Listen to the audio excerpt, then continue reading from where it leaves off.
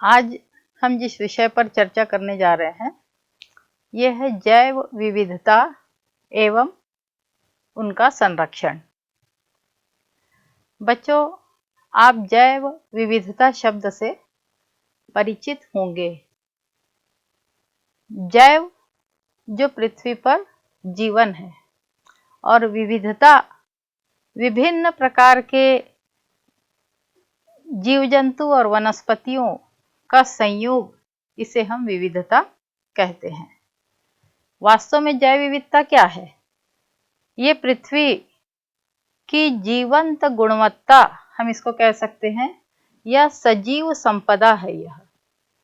और यही जैव विविधता जो है ये हमारे लिए या हमारी परिस्थिति के लिए बहुत ही महत्वपूर्ण है। बच्चों, हमने इसके पहले भू आकृति विज्ञान का अध्ययन किया था, जिसमें हमने भू आकृतिक प्रक्रियाओं के विषय में और उसके अंतर्गत अपक्षय का अध्ययन किया है। अपक्षय से निर्मित मिट्टी जो होती है, यही वनस्पति की विविधता को आधार प्रदान करती है और इसी से फिर जैव विविधता का विकास हुआ है। जैव विविधता का विकास मुख्य रूप से ऊर्जा, वर्षा और सूर्य की किरणों के साथ वहां पर पाई जाने वाली मिट्टी के साथ विकसित होता है।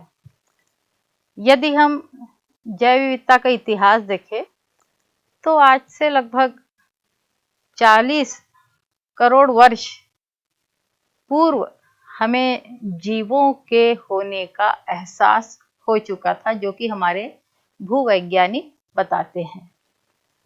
जो भूगर्भिक परतें हैं, इन परतों में, चट्टानों में पाई जाने वाली विभिन्न परतों में जीवों के जो अंश है वो व्याप्त है और इस प्रकार से जीवों का विकास 40 से 50 करोड़ वर्ष पूर्व हो चुका है।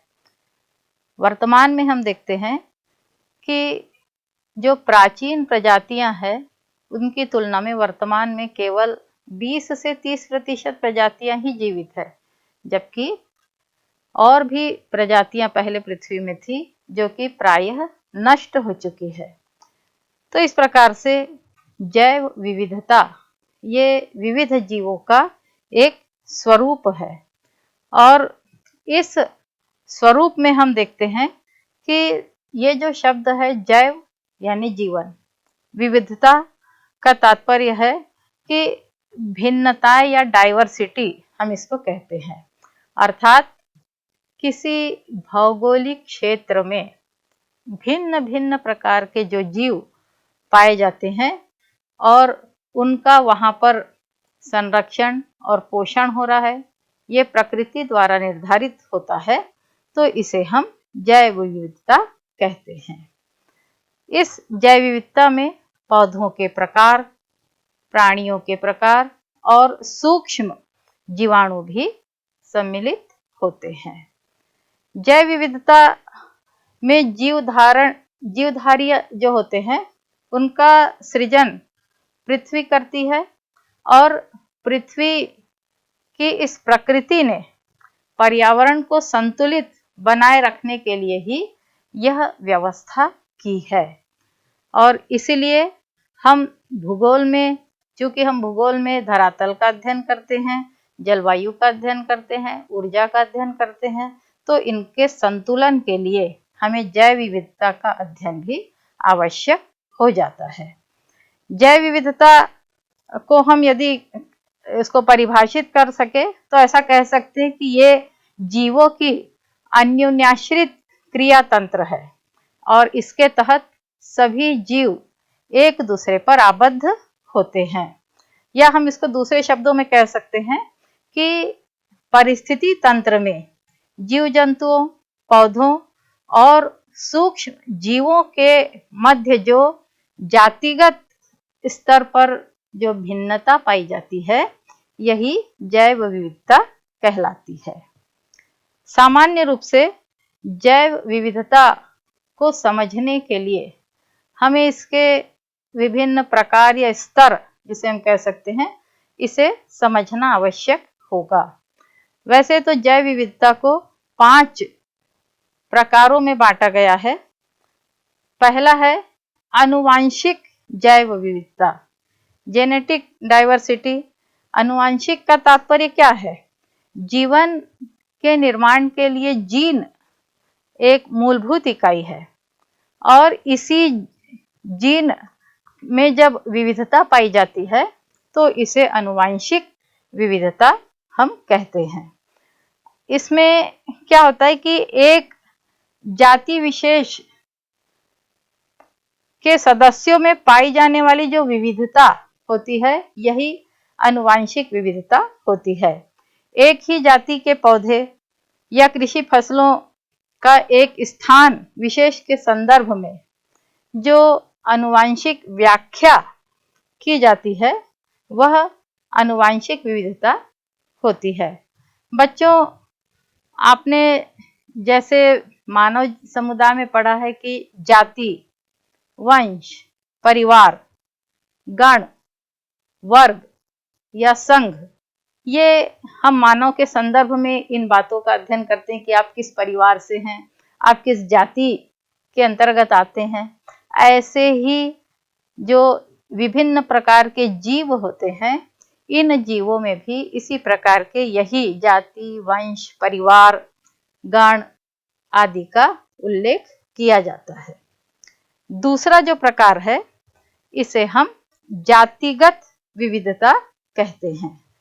जातिगत या प्रजातीय विविधता जो है, इसका आशय पृथ्वी पर पाए जाने वाले समस्त जीवों की जातियों की विविधता से है।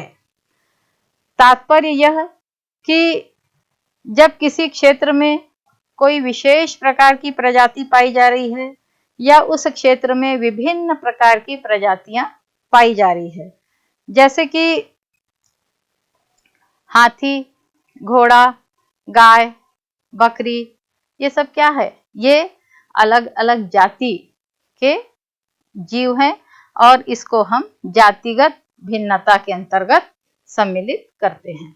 और जब ऐसे ही विविध जातियों के जीव या विविध जातियों की वनस्पतियां जब किसी क्षेत्र में अधिक पाई जाती है, तो उसे जैव विविधता का हॉट स्पॉट कहा जाता है। तीसरा जो प्रकार है, इसे पारिस्थितिकी विविधता कहते हैं या परितंत्रीय विविधता कहते हैं। अर्थात एक तंत्र में पाए जाने वाले जो विविध जीव होते हैं और उन जीवों का आपसी संबंध होता है, तो इसे हम पारिस्थितिकी विविधता कहते हैं। पारिस्थितिकी विविधता के अंतर्गत इनकी जो जीवों की या जो वनस्पतियां होती है, इनके आवास की भिन्नताएं होती है। और ये जो पारिस्थितिकी विविधता होती है, जैसे झील पारिस्थितिकी कहते हैं या हम महासागरीय पारिस्थितिकी कहते हैं या फिर वन पारिस्थितिकी, मरुस्थल पारिस्थितिकी, हम इन सब का जब विलग अध्ययन करते हैं, इसके पूर्व के अध्याय में भी हमने इसको अध्ययन किया है। जो बायोम्स के प्रकार बताए हैं, तो यही बायोम अलग अलग पारिस्थितिकियों में विकसित हुए हैं और इन्हीं का अध्ययन हमने यहाँ पर किया है।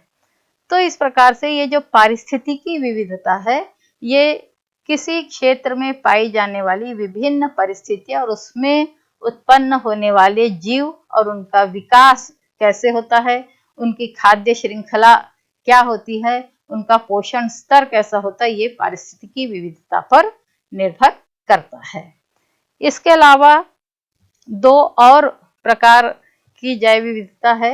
एक तो इसे हम घरेलू जैव विविधता भी कहते हैं, जिसके अंतर्गत मानव जो विविध प्रकार के जीव जंतुओं का पोषण करता है और ये अपनी आवश्यकता की पूर्ति के लिए इनको पाल रहा है। तो इस प्रकार के जो जीव होते हैं, ये घरेलू विविधता के अंतर्गत आते हैं। इसके अलावा एक और अन्य जैव विविधता का प्रकार है जिसमें अति सूक्ष्म जीवों की विविधता की विशेष परिस्थितियां पाई जाती है। बच्चों, आप जानते हैं कि जो अति सूक्ष्म जीव होते हैं ये लाखों की संख्या में उत्पन्न होते हैं और उसी तादाद में ये मरते भी हैं। लेकिन जो बड़े जीव होते हैं इनका विकास या इनके जो उत्पादन होता है, इनका जो जन्म होता है, ये अपेक्षाकृत कम संख्या में होता है। तो ये जो सूक्ष्म जीव होते हैं ये छोटे क्षेत्र में भी बहुत अधिक मात्रा में पाए जाते हैं। तो ये तो जैव विविधता के विभिन्न प्रकार हुए। इसके बाद हम आगे देखेंगे जैव विविधता का महत्व क्या है। जैव विविधता मानव संस्कृति के विकास में अपना बहुत बड़ा योगदान देती है।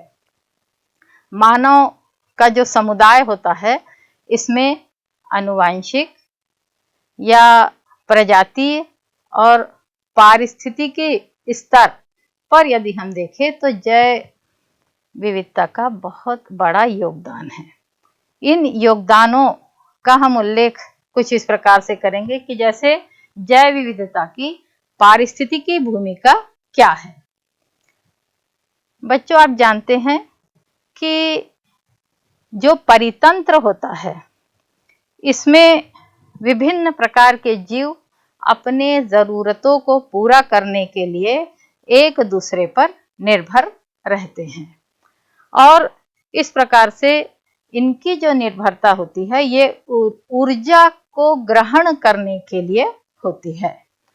सामान्य रूप से जो जीव होते हैं ये ऊर्जा ग्रहण कर उसका संग्रहण करते हैं और जो कार्बनिक पदार्थ जो उत्पन्न होता है और फिर उनका विघटन होता है और इस प्रकार से जो परितंत्र में जल व पोषक तत्वों का चक्र बनता है तो इसे हम पारिस्थितिकी जैव विविधता कहते हैं। जैव विविधता में यदि हम पारिस्थितिकी का उल्लेख करें तो वर्तमान में हम इसके बहुआयामी प्रयोग करने लगे हैं। पारिस्थितिकी तंत्र में जीवों का जो मूल्यांकन होता है वो पारिस्थितिकी गुणवत्ता के रूप में किया जाना चाहिए। जैसे कोई नदी है या कोई झील है तो इसमें पाए जाने वाले विभिन्न प्रकार की मछलियाँ, कछुए, मेंढक आदि यदि होते हैं और यदि हम उनका आर्थिक मूल्यांकन करते हैं तो यह बहुत उचित नहीं होगा।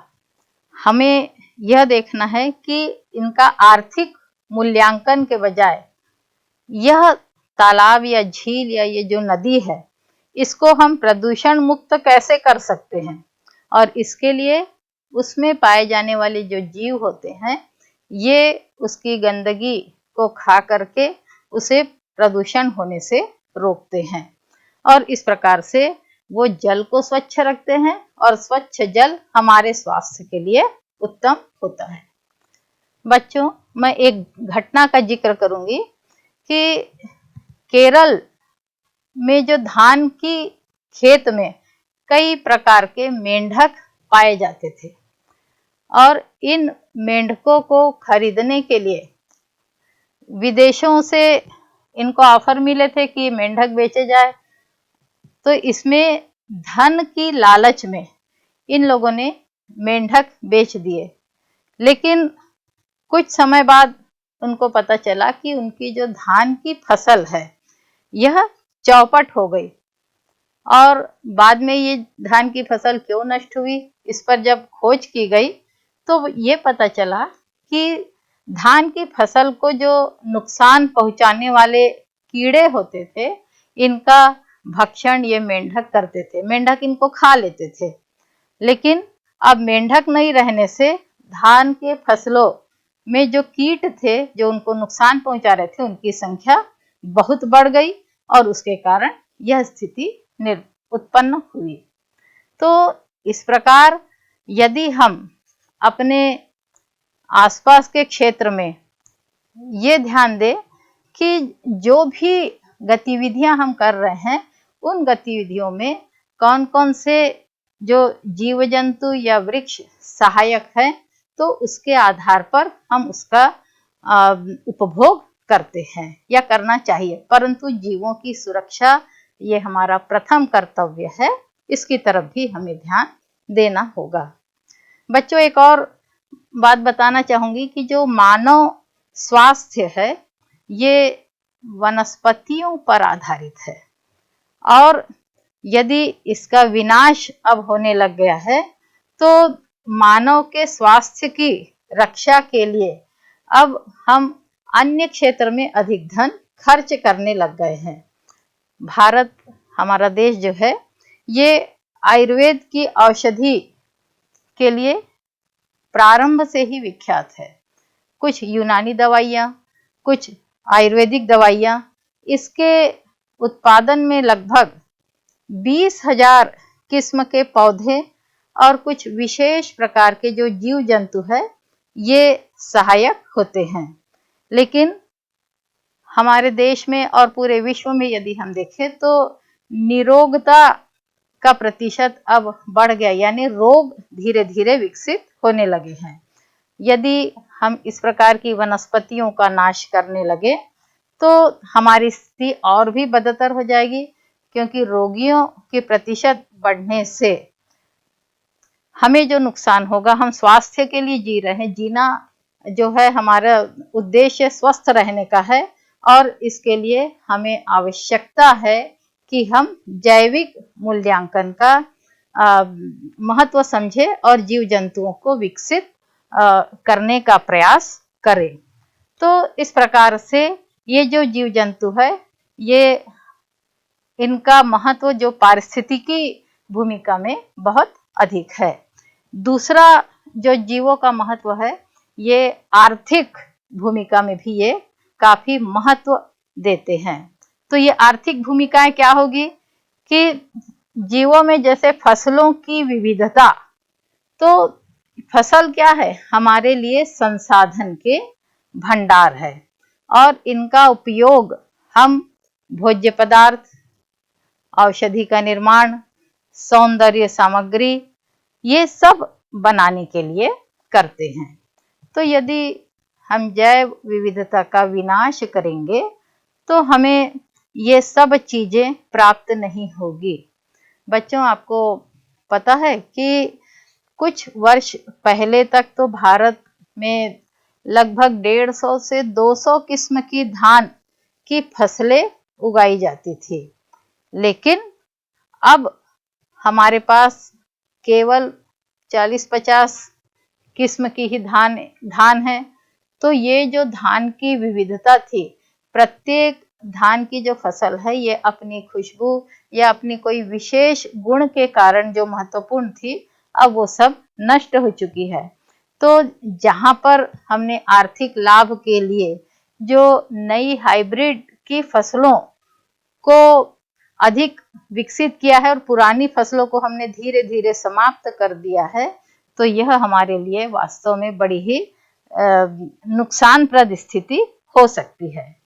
इसके अलावा जो खाद्य फसलें हैं या पशुओं के लिए जो चारे होते हैं, वन संसाधन जिसमें हम महत्वपूर्ण चीजें प्राप्त करते हैं, मछलियाँ या दवा संसाधनों के बहुत से ऐसे उत्पाद होते हैं जो कि जीव समुदाय से संबंधित होते हैं, और इसलिए मानव जीवन को जो जैव विविधता का आर्थिक महत्व है इसको भी समझना होगा। तीसरी जो प्रमुख जैव विविधता के महत्व की बात करते हैं, इसमें हम वैज्ञानिक भूमिका क्या है यह देखेंगे। वैज्ञानिक भूमिका के अंतर्गत हम यह देखते हैं कि प्रत्येक प्रजाति हमें यह संकेत देती है कि उसके जीवन का आरंभ कैसे हुआ है, भविष्य में वह कैसे विकसित होगा, उसका जीवन कैसे चलता है, और ये सब एक विशिष्ट प्रजाति होती है जो विशिष्ट स्थान में विकसित होती है।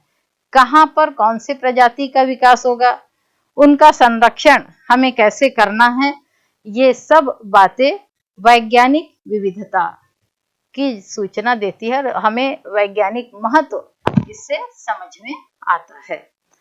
तो यह समझना हमारे लिए बहुत ही महत्वपूर्ण है, या हमारी जिम्मेदारी हम कह सकते हैं कि विभिन्न प्रजातियों को जीवित रहने का अधिकार है। जिस प्रकार से हम अपने जीवन को काफी महत्व देते हैं, तो हमारा जीवन किस पर निर्भर कर रहा है, विभिन्न जीव समुदाय पर, जिसमें जीव जंतु और वनस्पति सम्मिलित है। कई प्रजातियां धीरे धीरे स्वेच्छा से विलुप्त हो रही समयानुसार, लेकिन कई प्रजातियां ऐसी है जिनको हम विलुप्त करते जा रहे हैं। तो हमें इस ओर ध्यान रखना चाहिए कि सभी प्रजातियां चूंकि मानव जीवन के लिए नितांत आवश्यक है, उनके बिना हमारा जीवन अधूरा है। तो हमें इस जैव विविधता है, इसको सुरक्षित रखने का प्रयास करना चाहिए। बच्चों, पहले तो हम देखेंगे कि जैव विविधता का ह्रास वर्तमान में हो रहा है।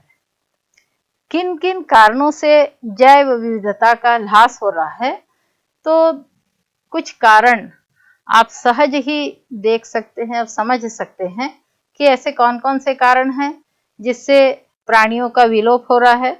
तो पिछले कुछ दशकों में हमने देखा है कि जनसंख्या की वृद्धि निरंतर हो रही है और जनसंख्या कई प्रकार के जो प्राकृतिक संसाधन है, इसका अधिकाधिक उपयोग कर रही है। वर्तमान में हम देख रहे हैं कि विकास के दौड़ में हम न चाहते हुए भी आवश्यकता से अधिक संसाधनों का उपभोग कर रहे हैं, और इसके कारण क्या हो रहा है कि विभिन्न प्रजातियों के जो आवास क्षेत्र है, यहाँ पर इनके आवास क्षेत्र में तेजी से कमी आई है।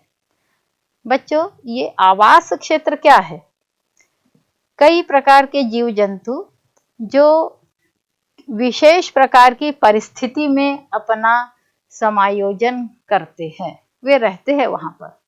तो जिस क्षेत्र में जो जीव जंतु या कोई विशेष प्रकार की वनस्पति विकसित होती है जो अन्य क्षेत्र में नहीं होती, वह उस क्षेत्र में जहां विकसित हो रही है, वह उसका आवास कहलाता है। तो यहाँ पर हम आवास का यदि उल्लेख करें, तो विश्व में उष्णकटिबंधीय क्षेत्र जो है, ये विश्व के लगभग 1/4 क्षेत्र में है, और यहाँ पर विश्व की लगभग 3/4 जनसंख्या निवास करती है। तो जनसंख्या की ये जो विशाल पिंड है, इसकी जरूरत को पूरा करने के लिए संसाधनों का दोहन निरंतर हो रहा है। निरंतर वन काटे जा रहे हैं, निरंतर जंगलों को काट करके हम अपने आवासीय क्षेत्र या कृषि क्षेत्र का विस्तार कर रहे हैं, और इस प्रकार से इन क्षेत्रों में जैव विविधता जो थी, जहाँ पर विभिन्न प्रकार के जीव जंतु निवास करते थे या वनस्पति थी, इनका निरंतर ह्रास हो रहा है। उष्णकटिबंधीय वर्षा वाले यदि हम क्षेत्रों को देखें, तो यहाँ पर लगभग 50% विश्व के विभिन्न जीवों की प्रजातियां पाई जाती है, और इन प्राकृतिक आवास को हम निरंतर विनाश की ओर ढकेल रहे हैं, जो कि जैव मंडल के लिए काफी हानिकारक हो सकता है। इसके अलावा बढ़ता हुआ नगरीकरण, इसने भी जैव विविधता के क्षेत्र में काफी नुकसान पहुंचाया है। बच्चों, कुछ प्राकृतिक आपदाएं जैसे कि बाढ़ है, भूकंप है, ज्वालामुखी है, सूखा है, अत्यधिक वर्षा या कम वर्षा के जो क्षेत्र हैं, इससे भी जैव विविधता के क्षेत्र में काफी बदलाव आए हैं। और तो और अब हम कृषि के लिए जो कुछ कीटनाशकों का प्रयोग कर रहे हैं, कई प्रकार के जो विषैले प्रदूषक होते हैं, इनका उपभोग निरंतर हो रहा है। इससे क्या होता है कि जो संवेदनशील जीव है ये नष्ट हो जाते हैं और कभी कभी तो उनकी पूरी की पूरी प्रजाति ही नष्ट हो जाती है।